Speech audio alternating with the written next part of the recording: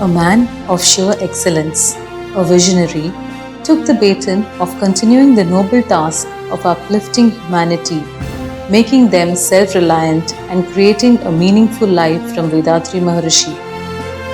Padma Shri SKM.Maeilananadan, the President of the World Community Service Center, a well-known social activist, philanthropist, an Indian industrialist and the founder of the SKM Group of companies, a multi-talented humanistic leader.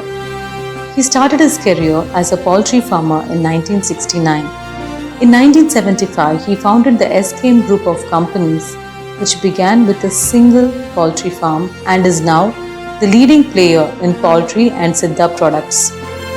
SKM.Maeilananadan's contribution to business and society has been recognized by the Government of India. He was awarded the Padma Shri, the fourth highest civilian award in India in 2013. In addition to this, he has received several awards in various fields.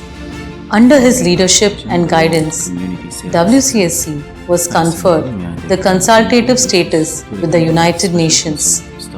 Through his management and foresight, WCSC has established one of the most unique systems of trust centers and zones spread over 23 countries and 2,300 centers. The Village Service Project, one of the flagship projects of WCSC, is very dear to its president. VSP has grown to include many villages across India and is creating transformation at grassroots level. The awards and appreciations he has received speaks volume of the recognition the country and the world has given. He is our inspiration, the lighthouse for WCSC's Sky Yoga to progress and spread its wings to all corners of the world and touch every soul's life. He is an embodiment of selfless service and epitomizes a true leader and guide for the entire Sky family worldwide. Be blessed by the Divine. We welcome you, sir.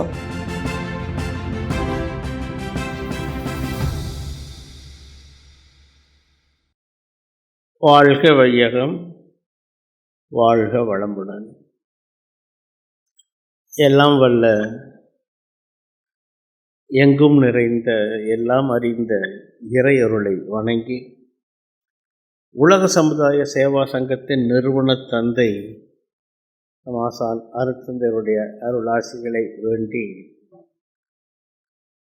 மிக வெற்றிகரமாக நடந்தேறிய நமது கருத்தரங்கிலே என்னுடைய presidential address சுருக்கமாக இருக்கும்.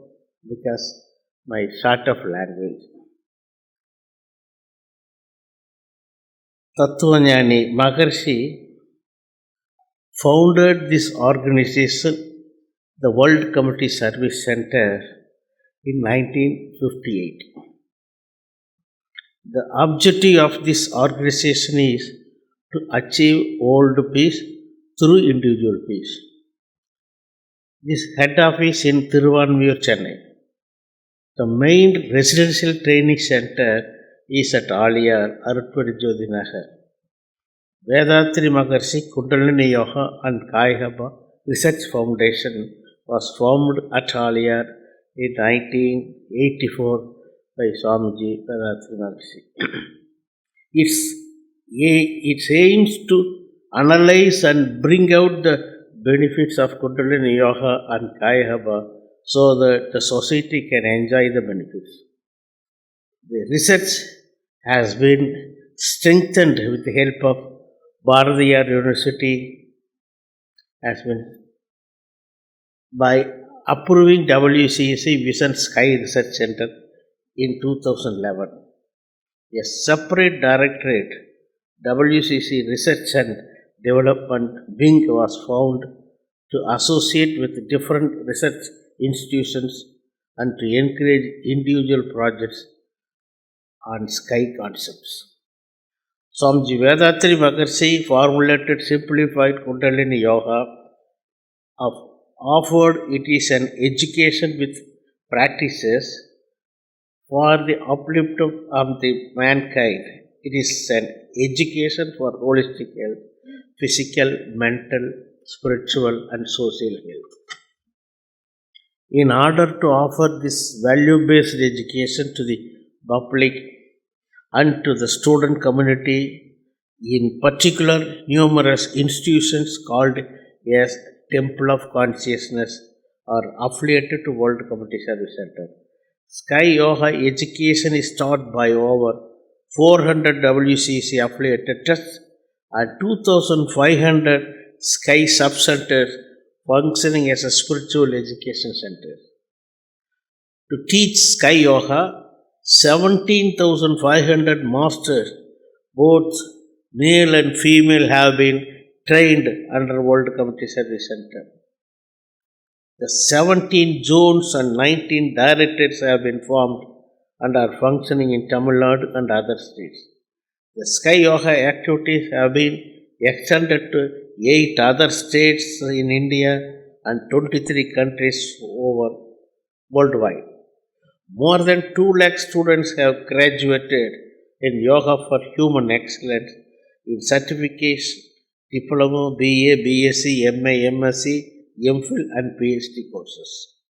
The World Community Service Center has developed a special project called for Village Service Project. More than 300 villages are adopted and Sky Yoga is started free cost of the village people. Vethathiri Maharishi College of Yoga has been affiliated to Tamil Nadu Physical Education and Sports University, where BSc, MSc in Yoga for Human Excellence courses are conducted. I am very much happy to appreciate the efforts, research and development in organizing this conference, Science and Spirituality. Doctors, scientists and Sky professors were very much involved in this conference. I am happy that the conferences have motivated the research scholars and also have given lot of scientific ideas based on Vethathiri. I am very happy to appreciate all the doctors and scientists, particularly Dr. Jayaprakash from UK, Professor Thomas from Sweden, Dr. Martin from Sweden, Dr. Leif from Germany, Dr. Dhanasekaran from UK, Dr. Margo from Brazil, Dr. Sachidanandam from UK, Professor Kishore Bakku from England, Dr. Jagadishan from Chennai and Dr. Mala Bhaskar Rao from Nimant, Bangalore, Dr. G. Sivaraman from Chennai, Dr. Raghavendra Swami from Udmalpet and our own doctors, Dr. M.V. Ravindranath, Dr. T.T. Shanmugavel, Dr. Sudandra Devi, Dr. V.M. Rajashekharan, Dr. Santi and Dr. U. Malbarian and other directors. I am very much happy to know that all scholars, Sky professors and college students are enjoying the benefits of this conference. Valga Vaiyagam, Valga Valamudan. Now, our President Ayya will release a book on. எனக்கு இங்கிலீஷில் பேச வராது, எழுதி தான் படிக்கணும். ஆனால் ரொம்ப சக்ஸஸாக இந்த கான்ஃபரன்ஸ் நடந்ததுக்கு நம்முடைய டைரக்டரேட், ரிசர்ச் டைரக்டரேட்டில் நம்ம நல்லா ஏற்பாடு பண்ணினதெல்லாம் அவருடைய அட்மினிஸ்ட்ரேட்டிவ் டைரக்டர் குற்றாலம், அவருக்கு ரொம்ப நான் வாழ்த்து சொல்ல கிடைக்கும். அதோடு இதை நல்லா ஒளிபரப்பு செய்து மிக டாக்டர் இவர் நம்ம ஜானகிராமன் ஐயா அவங்க டீம் அம்மா எல்லாத்துக்கும் ரொம்ப நான் கூட நினைக்கிறேன் இந்த கான்ஃபரன்ஸுக்கு பிறகு நீங்கள் ஓப்பனாக எல்லாத்துக்கும் போட்டு ரொம்ப சந்தோஷம், ரொம்ப நல்லா பண்ணியிருக்கீங்க. அருட்தந்தையோட கனவு விஞ்ஞான உலகத்திற்கு ஆன்மீகம் செல்ல வேண்டும். காஸ் அண்ட் எஃபெக்ட் சிஸ்டம் விஞ்ஞான ரீதியாக மக்களுக்கு நிரூபிக்கப்பட வேண்டும். ஆக அதை நோக்கிய பயணம்தான் என்னுடைய இந்த கான்ஃபரன்ஸ். இது மேலும் தொடர்ந்து அடிக்கடி இது போன்ற கான்ஃபரன்ஸ் நம்ம நடத்த போகிறோம். ஆக இது சக்ஸஸாக நடைபெறுவதற்கு அருட்தந்தையருடைய அருள் ஆசி, அன்பர்களின் ஒத்துழைப்பு மிகவும் எனக்கு மகிழ்ச்சியாக இருக்கிறது. அனைவருக்கும் என்னுடைய அன்பான வாழ்த்துக்களை சமர்ப்பித்துக் கொள்கிறேன். நன்றி. President Ayya, may I request our Honorable Chief Guest, Dr. Sudha Seshayyan, former Vice Chancellor of Tamil Nadu Dr. MGR Medical University, to join our President in the dais. Memorable occasion, may I request Dr. M.V. Rabindranath Ayya, Dr. Jayaprakash Ayya, Dr. K. Perumal Ayya to join them in the dais. This book is a product of multiple doctors and scientists all over the world. The book will be released by our Honorable President and will be received by our Honorable Chief Guest, Dr. Sudha Seshayyan.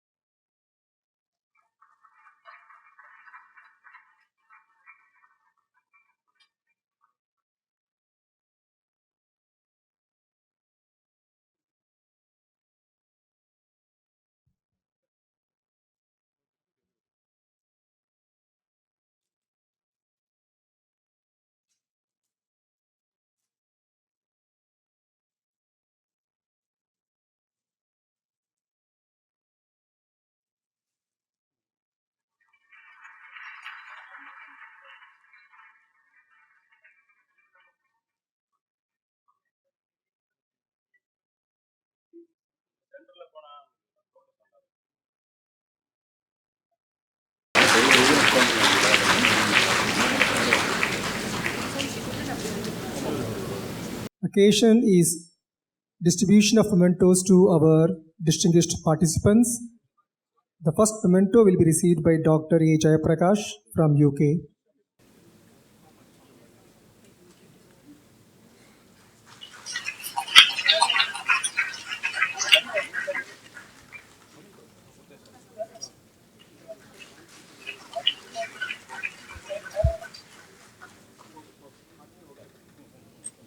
Next, Dr. Martin Schelling from Sweden.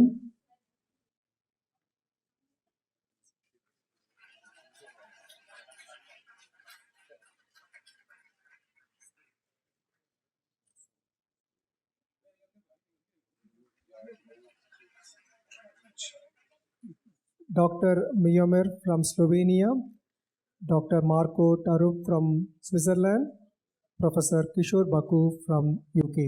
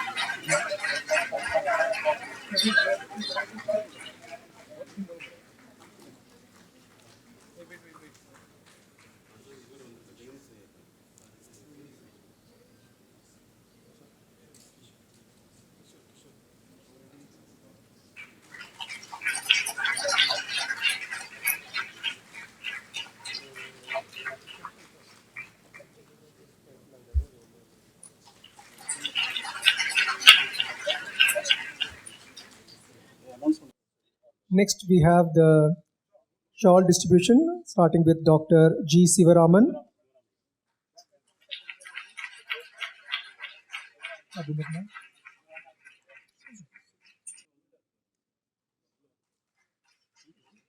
Next, Dr. M.V. Rabindranath Ayya.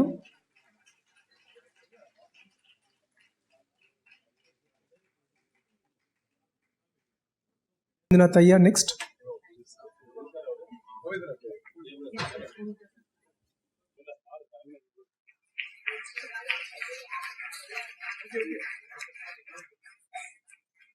Dr. K. Perumal, Dr. Sudha Madam, Dr. Chakadithan,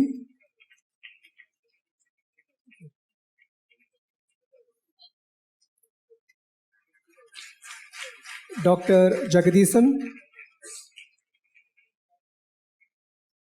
Dr. Mallabhaskar Rao, Dr. Raghavendra Swami, Dr. Rajashekaran,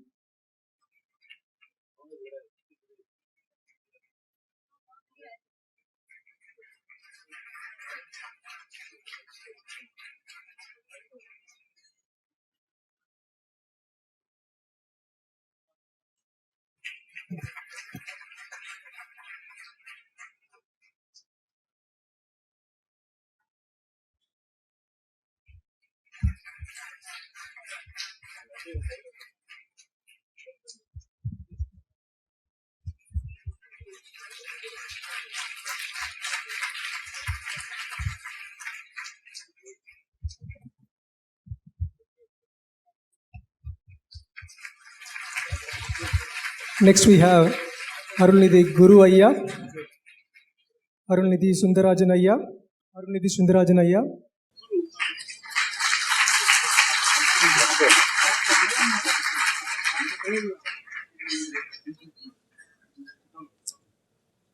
Arulnidhi Kuttralam Ayya,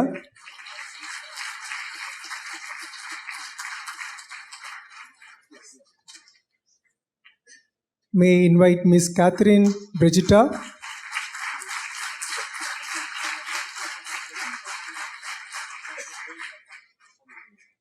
and Dr. Premalata.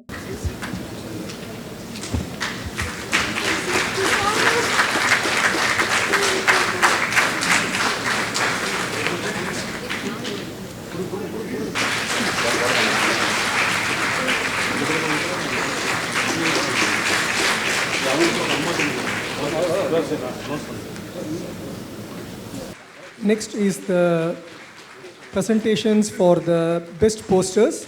As you can see in the hall, it's filled with colorful posters. The first prize goes to Miss Anuradha. Second best poster prize goes to Miss Jayanti. Third, Miss Bhanati will be receiving the best poster prize.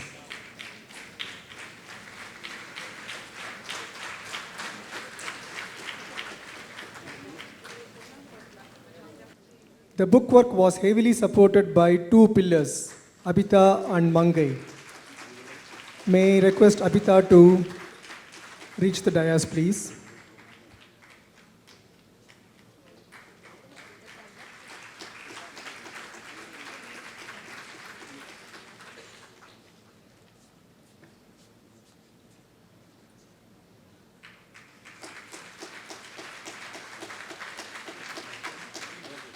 Now, last but not the least, our President Ayya will give memento to our Honorable Chief Guest.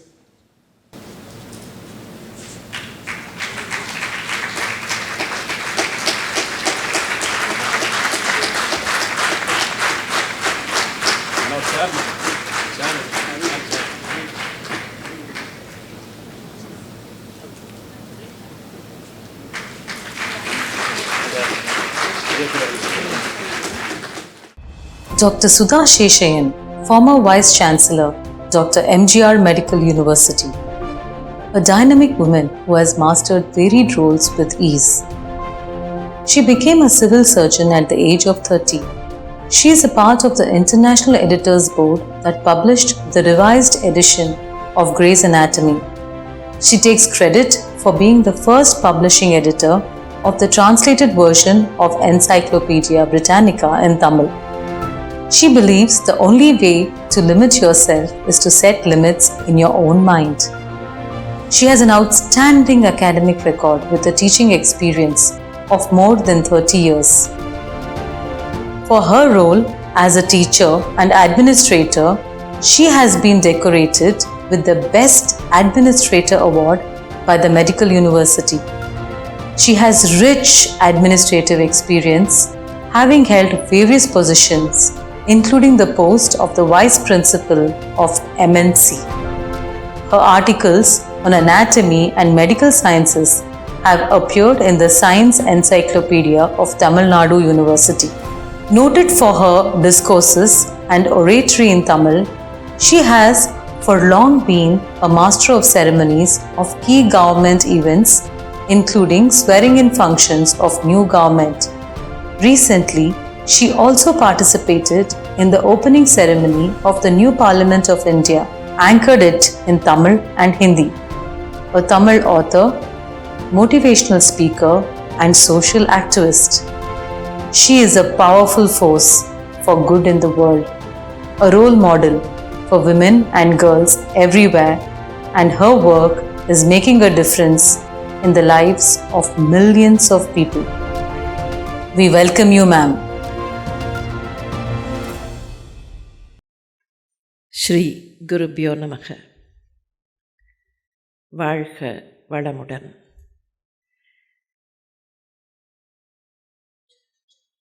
Respected President of the WCSE, galaxy of spiritually oriented scientists and scientifically oriented spiritual people,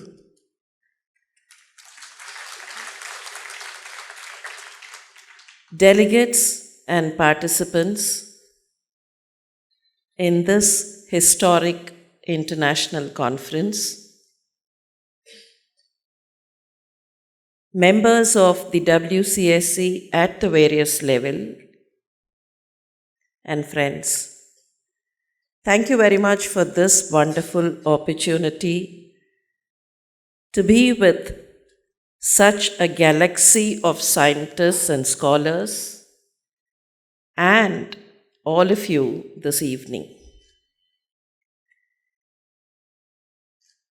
I am a little overwhelmed with that video presentation. The result of what technology brings in. I am a medical professional and have been with the medical department, the Department of Medical Services and Education, since the 1980s. On the other side, I am also a spiritual seeker, giving on and off spiritual discourses. And one question that I very often face is this: how is it possible for someone to be operating in two different spheres? Sometimes it goes to a kind of a rhetoric when people ask me, how is it possible to ride two horses at the same time? My answer to all these people who ask me similar questions goes as follows. Be it whichever country you are in, you could be in Sweden, you can be in India, you could be in US, UK, wherever. Have you ever come across in any part of the globe a coin which is only one-sided? Have you ever come across, or is it possible to come across a coin which is one-sided? If you cannot have a currency coin which is one-sided,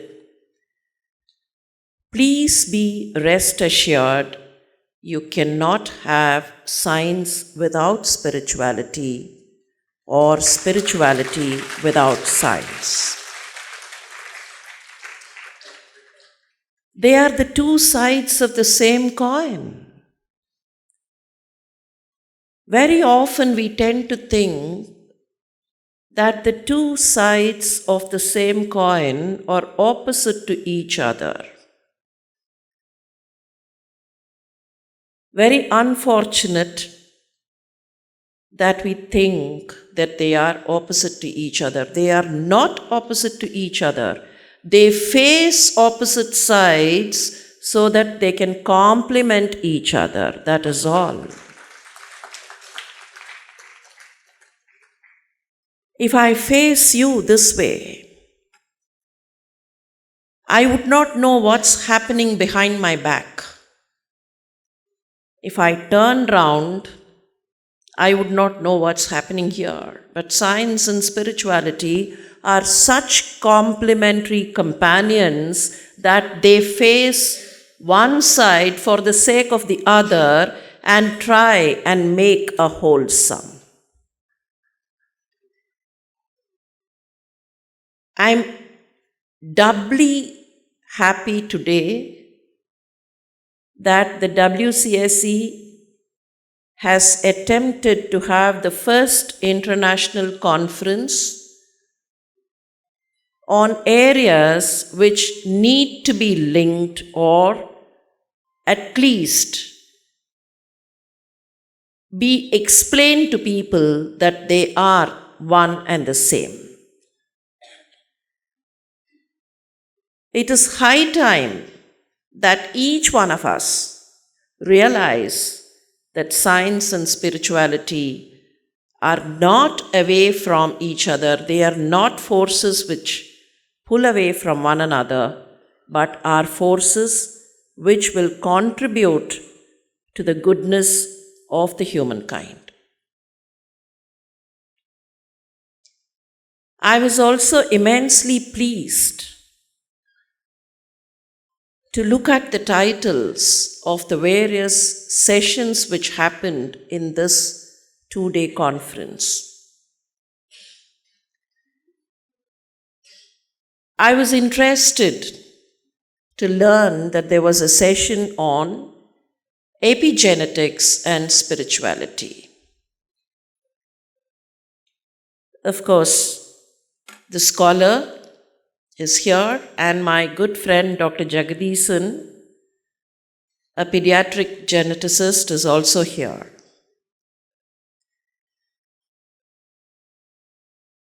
Epigenetics, as many of you would be aware, is an area which we have been talking about for the last 2 or 3 decades, but an area which we fail to realize in our everyday lives. The way we live our lives, the way we make unnatural modifications of our lives, the way we meddle with nature, the way we consume things which are not required, would all be making some kind of changes in our genetic mechanism. We do not even know what kind of changes are happening now,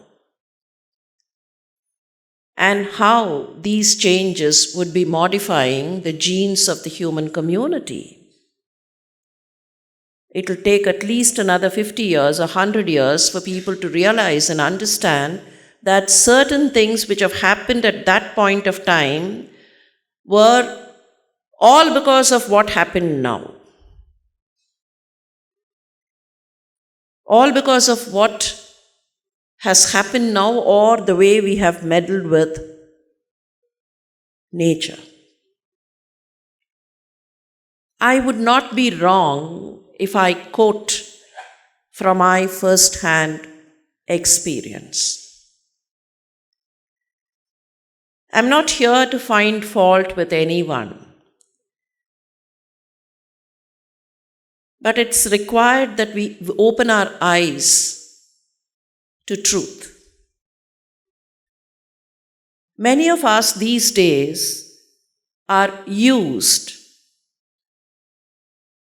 to have tiled flooring in our homes, offices, and other areas.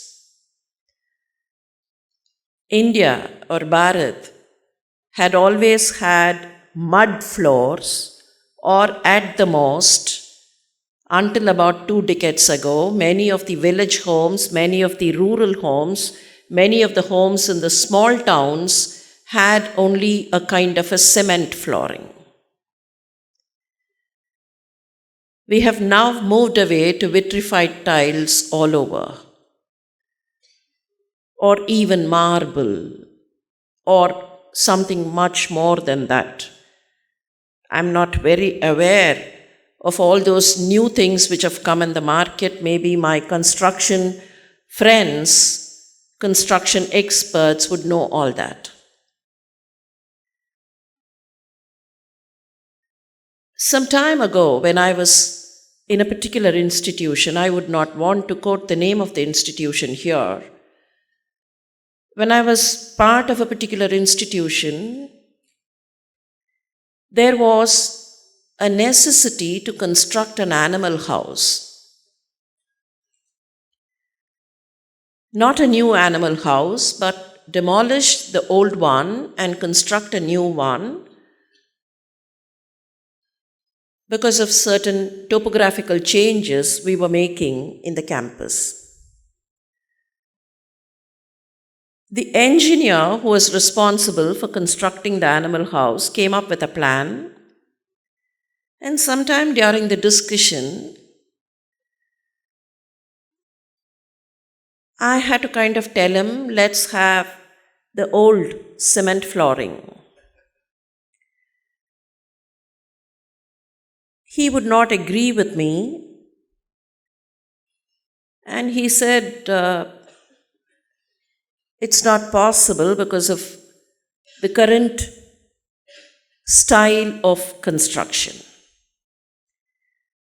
We had very aggressive arguments, and the argument went to that extent that he turned around and asked me, Madam, na engineera, neenga engineera? So I had to just keep quiet, but something was irking inside. I kind of told him, sir, I'm still an old-fashioned person. I believe in the old school of thought, and I would not want vitrified tiles, especially for the animal house. He would not agree, and I had to succumb to the kind of scholastic pressure that came.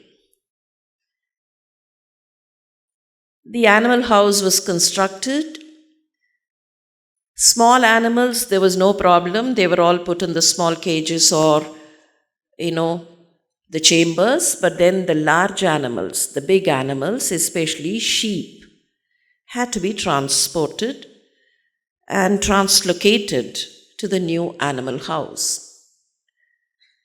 Believe me, all the kind of arguments that went in favor of the vitrified tiles in the animal house, they said the animals would soil and it's easy to clean up.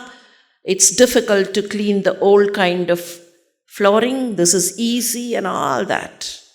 But believe me, 15 days mere 15 days into that space, all my poor sheep developed bow legs. All of them. I had to take up the issue with the engineer, make him break the floor. I carried the iron rod and said, I will break this floor now. Now reconstruct this place. The damage is done. At least let it not worsen. I'm trying to tell this not to find fault with anyone, but just to remind ourselves, at least people of India, people of Bharat, would remember that there was a time that we all squatted on the floor, even for eating. And today, there is no house without a dining table. Probably Dr. Jayaprakash would remember, Dr. Jagadisan would remember, when we were children, dining table was a luxury in every house. Today, there is no single home without a dining table. And many of us have forgotten the regular habit of squatting on the floor. கல்யாண பந்தியில கூட இப்ப கீழே வச்சு சாப்பாடு போடுறதில்ல. We have changed our lifestyle. We're not sure as to what all changes would be happening in our DNA mechanism because of all these cumulative effects. Non-DNA interference in the genetic mechanism and the results lead to epigenetics. Now these are all non-DNA mechanisms. And how many ever things we are doing without any respect to nature, without any care of nature, we are not aware of. Spirituality is that sphere of activity. Call whatever you want as spirituality. But spirituality, please remember, is based on natural way of life and natural force. The scholars here will know our lifestyle changes have now led us to the concept of One Health. And we saw the effect of meddling with nature. When COVID-19 struck the world, fortunately or unfortunately, I was heading the Medical University of Tamil Nadu. We were into research. We identified a vaccine candidate. However, again, a question that used to come to me, especially in the initial phases of the pandemic, when will this virus disappear? That would be the standard question. When will this virus go away? Pardon me, my answer to that was another rhetoric. Where do you expect the virus to go? Would it go to the moon? Would it go to Jupiter? Would it go to the Andromeda constellation? Or where will it go?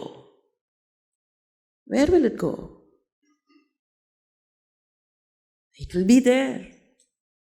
Maybe it will take some time for us to eradicate, as we eradicated the rinderpest and the smallpox viruses. But then, until the scientists are able to eradicate, it will stay with us. Maybe endemic pockets here or there. The next question will be, will another new virus emerge like this? That all depends the way we meddle with nature. If you go back and trace the history, every time a new virus emerged or a new organism emerged, it was when the humankind meddled with nature. When did the smallpox virus come in? 12,000 years ago. It was originally a virus which lived in the rodents.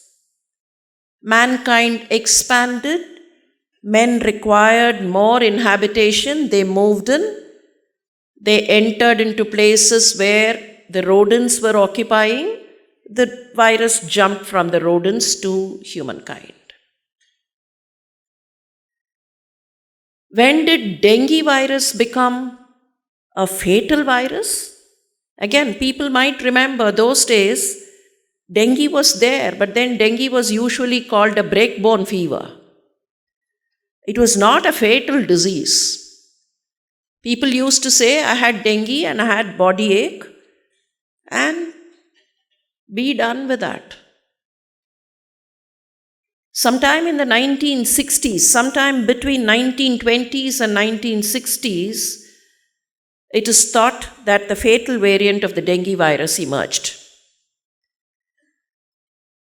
But why did the fatal variant emerge? Again, urbanization, entering into animal territories, human encroachment into animal areas, deforestation, all these changes manipulated and the virus became a fatal virus. Today we fear the mere utterance of the term dengue. Now try and trace what happened. When did Marburg come? When did Hanta come? When did all the SARS and MERS and all those viruses, newer variants of the Ester year viruses arrive? All these arrived when there was some kind of meddling with nature. And that is where spirituality needs to be revived, and revived. Living in unison with nature. Spirituality is not related to any religion, any particular religion. However, spirituality has one basic dictum: live in unison with nature. That basic dictum also decides what science is.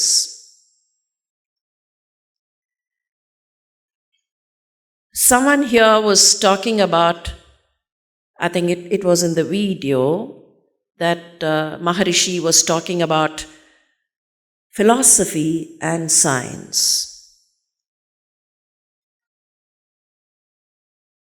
People here, I do find lots of professors, lots of scholars. Now please go back and check your certificates. Dr. Jagadisan finished his medicine and then went for his doctoral degree. Dr. Jayaprakash again finished his medicine and went for, higher qualifications. There could be any number of you who have taken your doctoral in various disciplines. It could be English, it could be Tamil, it could be science, it could be physics, it can be education, anything. Even if you have a doctoral in education, you have a doctoral in humanities, you have a doctoral in social sciences, in Tamil literature, in English literature, in German literature. What does your degree say? Doctor of Philosophy? It does not say Doctor of Science, okay? Philosophy and science are not something away from each other. Have you ever questioned as to why a PhD in Tamil, why should it be PhD? You say doctoral study, but then it's only Doctor of Philosophy. Remember what Maharishi said, philosophy seeks truth, science seeks truth, spirituality seeks truth. That is all. That is all. Seek truth. Spirituality and science are not different. Kindly permit me to give one small little example from the spiritual scriptures of Bharat. Many of you here would have heard your grandparents tell you something. The grandparents usually say, especially in this part of the world, that for human beings, it's for people on earth, it's 1 year, 365 or 365 and odd days. But for the Devas in the Devaloka, it's something different. It's 1 year for us, but then it's only 1 month for the Devas, and then it's only 1 day for God. All of us have heard this. When we are children, we hear this, and with all awe-inspired eyes and imagination, we go to the grandparent, the grandmother, or the grandfather. Please repeat, it's 1 year for us, it's only 1 month for the Devas. But when we grow a little, we start teasing the grandparent. Enna paati kada udra?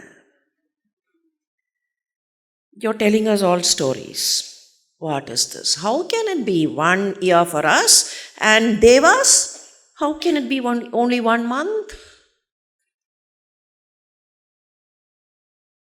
The Bhagavatam, Srimad Bhagavatam, which is one of the spiritual books of this country, talks about time. The Bhavishyottara Puranam also talks about time, and in fact forecasts what would happen after some time. Now, if you take all the information that is there in all these Puranas and scriptures, there could be small variations, but I'm trying to summarize them and give them in one fashion or one pattern. We talk about the yugas.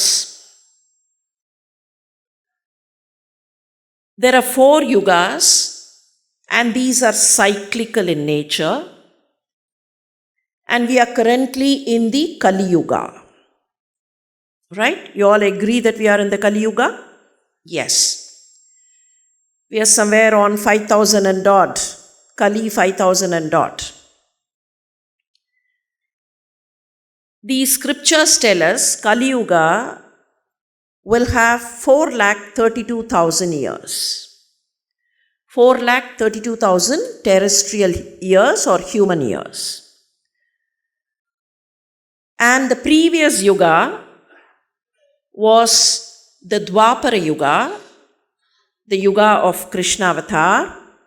And Dwapara will mean 2 or twice. So Dwapara Yuga will have twice the number of years as the Kali Yuga. And before that, Treta. Treta is 3 or thrice. So 3 times Kali Yuga. And Satya Yuga or the Krita Yuga before that, 4 times Kali Yuga. Now these 4 yugas put together will be called a Mahayuga or a Chatur Yuga. How much will it be, or how many years, how many human years? will that be a Mahayuga? 4 plus 3 plus 2 plus 1, right? 1, measure of 1 is 4,32,000. So 10 times 43,20,000 years. And the daytime of Brahma, the creator, the daytime, one daytime of Brahma will be 1,000 Chaturyugas. One Chaturyuga we calculated. If you want to calculate for 1,000 Chaturyugas, please go home and calculate. One daytime of Brahma is 1,000 Chaturyugas, and one night time of Brahma is again 1,000 Chaturyugas. And 1 year of Brahma will be 360 days of that calculation. One night and one day will make one day, and multiply that. And what is the lifetime of one Brahma? 100 years of that kind. 1,000 Chaturyugas, one Pahal Podudu. The daytime is the light time. 1,000 Chaturyugas, the dark time. Put together one day. 360 days of this kind is 1 year. 100 years of this kind is Brahma's Ayus, or Brahma's lifetime. And Brahma will disappear after his lifetime is over, and a new Brahma will come. Now all this will look like what kind of thing being told to us? What kind of stuff? What is all this? But all these will have an undercore to say that this is human year calculation. See, even if we say 1 day of Brahma, for him it is only 1 day. For us it is 1,000 plus 1,000 Chaturyugas. So there is some kind of difference there, variation there. This is exactly what the grandmother said. It is, 1 year for us, and for Devas it is 1 month, and some kind of thing. Now keep all this on one side. When the 20th century closed,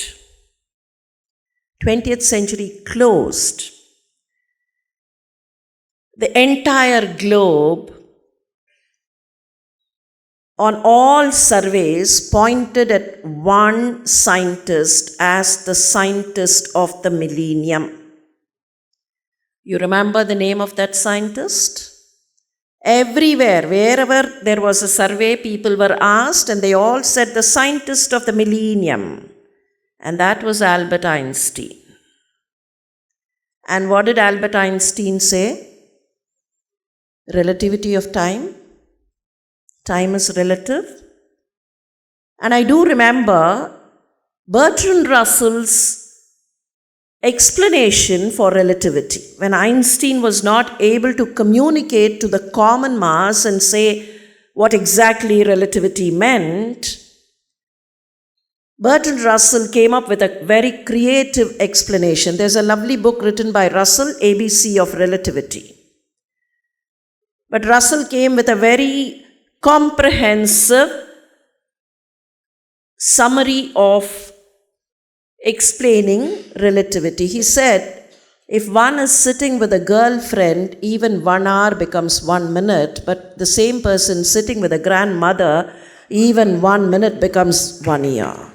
And that is relativity. Now, if I try and equate relativity, I am able to understand my grandmother also spoke of relativity of time. When she said it's 1 year for us and 1 month for Devas, it was mere expression of the fact that time is relative. And today, many of us realize it when we set our clocks back, when we cross certain areas. Yes, Dr. Jayaprakash, when you go to UK, it's a different time. Every time we cross the seas, there is some kind of a change. Only thing is, many of your Android phones don't need you setting it back. They have an automatic setback and they pick up the time of that zone.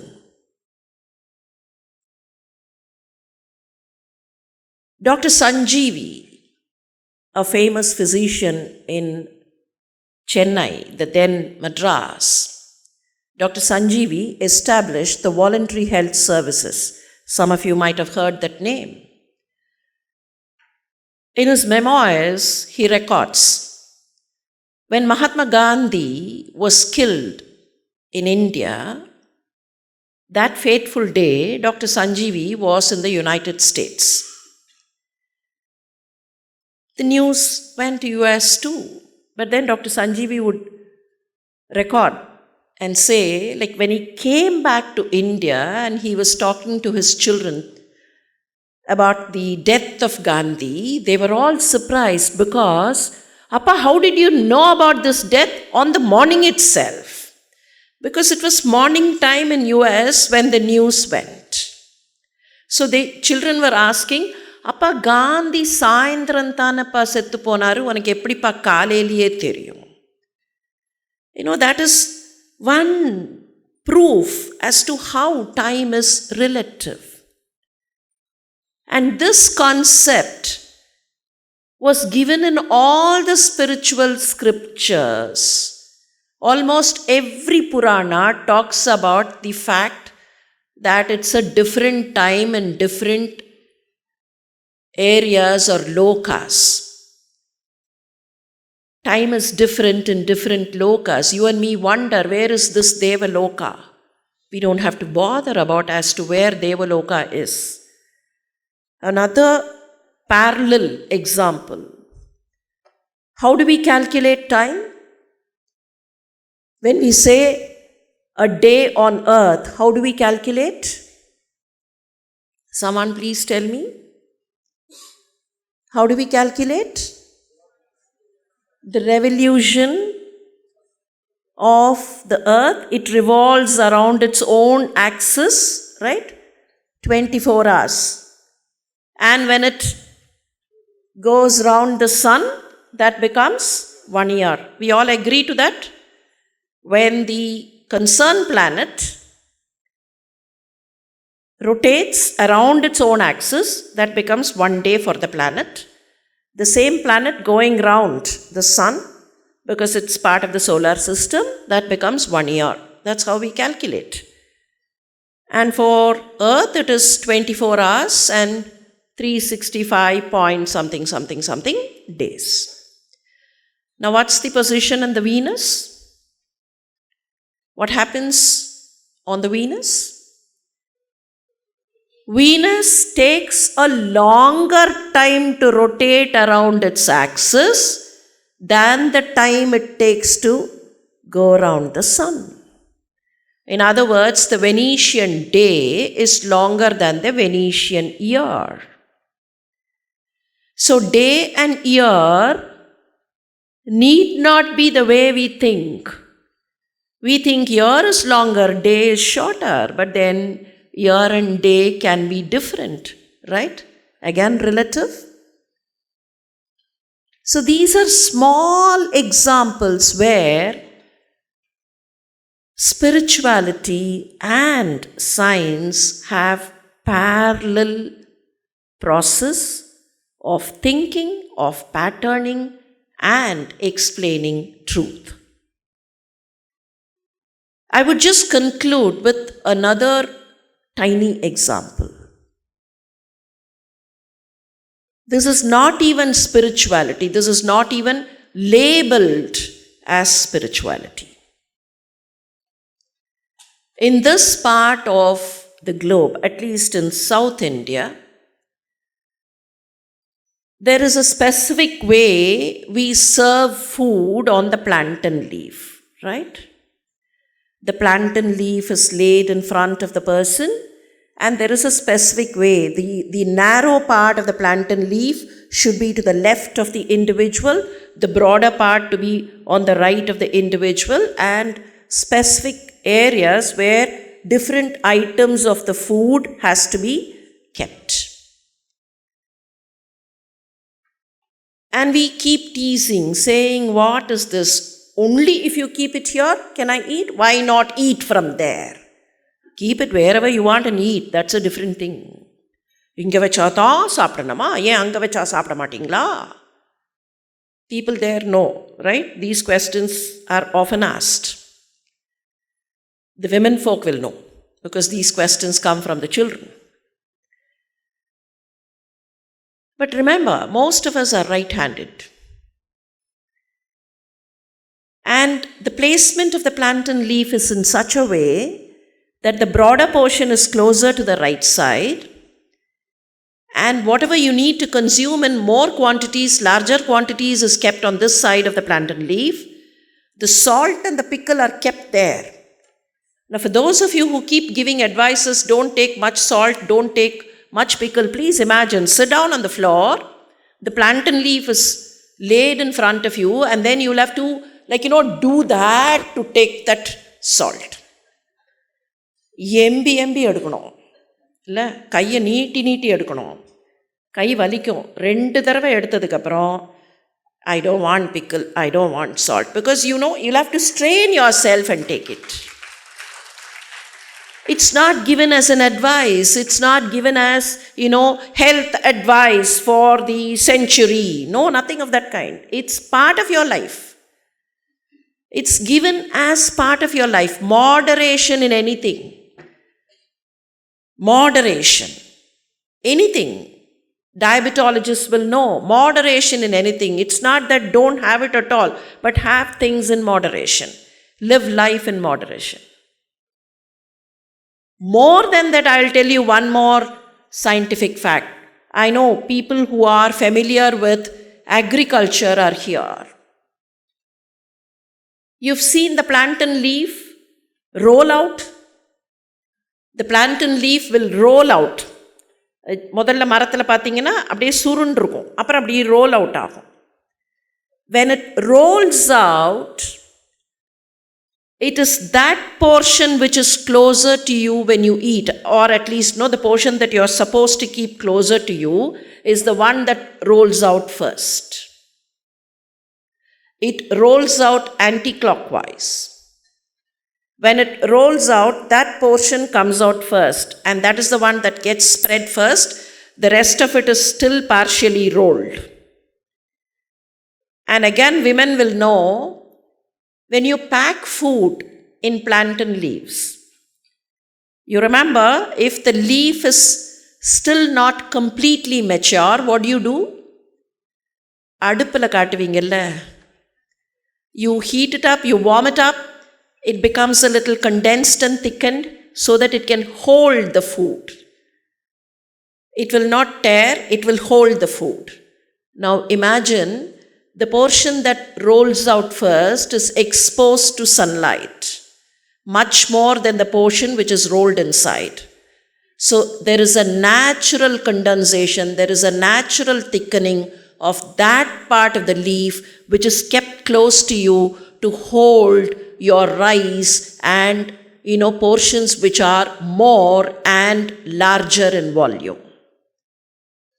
This is a simple thing, a very little thing of how to serve food. And imagine how much of scientific thinking has gone into it. How much of thinking, how much of testing, how much of trial and error, and ultimately consolidating, this is how it should be done. This cannot even be labeled as spirituality. It's part of custom, it's part of the system. If this simple thing can have so much of scientific thinking, imagine all those age-old customs which have been brought down in spirituality, whichever part of the world. How much of scientific thinking would have gone into each of those parameters? Friends, it is this parallelism that I would want you to think about. I'm sure this international conference has sowed the seeds of a thinking which will link science and spirituality. Science comes from the Latin root scia. Scia means knowledge. That is why we translated science as Ariviyal. And please tell me, can you find a place where there is no knowledge? Can you think of any activity which does not have knowledge? Maybe certain activities are kind of derogated to that level where knowledge is forgotten. But if we are seeking knowledge, and that is what Arivu means, if we are seeking knowledge, we'll be scientific and spiritual too. If we are seeking knowledge, we'll be both scientific and spiritual. And I wish not only the afterthoughts of this conference take us to that blend of science and spirituality, but I also wish more and more of such events, programs, conferences are brought up so that all of us enjoy the benefits of merging science and spirituality. All the best, and once again, thank you very much for a wonderful opportunity. அறிவு திருக்கோயில் அறிவியலும் ஆன்மீகமும் ஒன்றுதான் என்பதை உணர்த்துகிற இடம். அறிவு திருக்கோயில் ஆழியாறில் இருக்கிறதுன்னு யார்கிட்டையாவது சொன்னால், அந்த அறிவு திருக்கோயிலை ஆன்மீக எஸ்டாப்ளிஷ்மெண்ட் அப்படின்னு தானே எல்லாரும் நினைப்பாங்க. ஆன்மீக எஸ்டாப்ளிஷ்மெண்ட் அறிவை நோக்கி செல்லுகிறது. அதுதான் அறிவியல் என்பதை உணர்ந்து கொள்வோம். வாழ்க வளமுடன். நன்றி, வணக்கம். வாழ்க வையகம், வாழ்க வளமுடன். காலம் எது போன்றது டாக்டர்? காலம் பொன் போன்றதுன்னு சொல்லியிருக்கிறாங்க. வேதாத்திரம் சொல்கிறது காலம் உயிர் போன்றது. டைம் இஸ் கோல்டு, பட் அவர் வேதாத்திரியம் says time is life. It's our Maharishi's divine grace that made this conference possible. This is the first science and spiritual conference integrating Western scientists, sky professors, and research scholars. With the blessings of divine grace of Guru and guidance of our President, we have been able to conduct this conference in a grand manner. It is always said pictures can speak better than words. It is always said pictures can speak better than words. With this in mind, we would like to thank all of you through a short video. Please.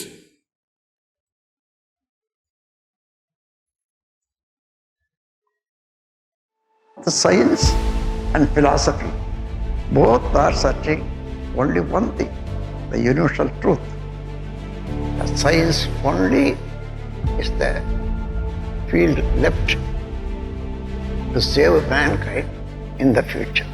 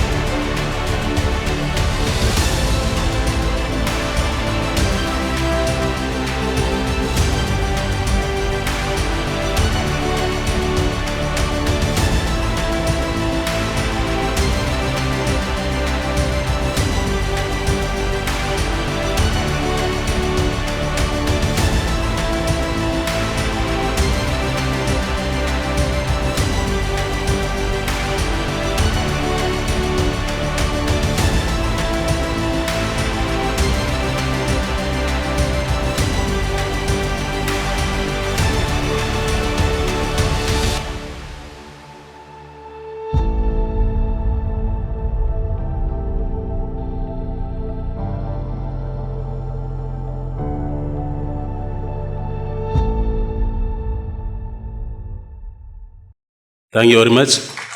All for Lamadan. Say a few words on behalf of the foreign speakers. I would like to thank the President and other leadership of WCSC for this fantastic event and for sponsoring everything and inviting us to this absolutely amazing venue. I would like to thank also the technicians on my right for fixing everything regarding the presentations. I also like to thank the kitchen staff and other staff. We have been fed with the most marvelous food. We have been initiated and taught in meditation, and I'm sure that many of us will continue when we get home. And last but not least, Jaya Prakash, the humble person you are, you never told us how big this was going to be. I thought this would be a small event, 30 people discussing for a few hours, and then we come here, treated like this, met with such respect and kindness. I'd like to thank the audience as well. So, thank you everyone. It's been a pleasure to be here, really a pleasure. I hope we continue to talk.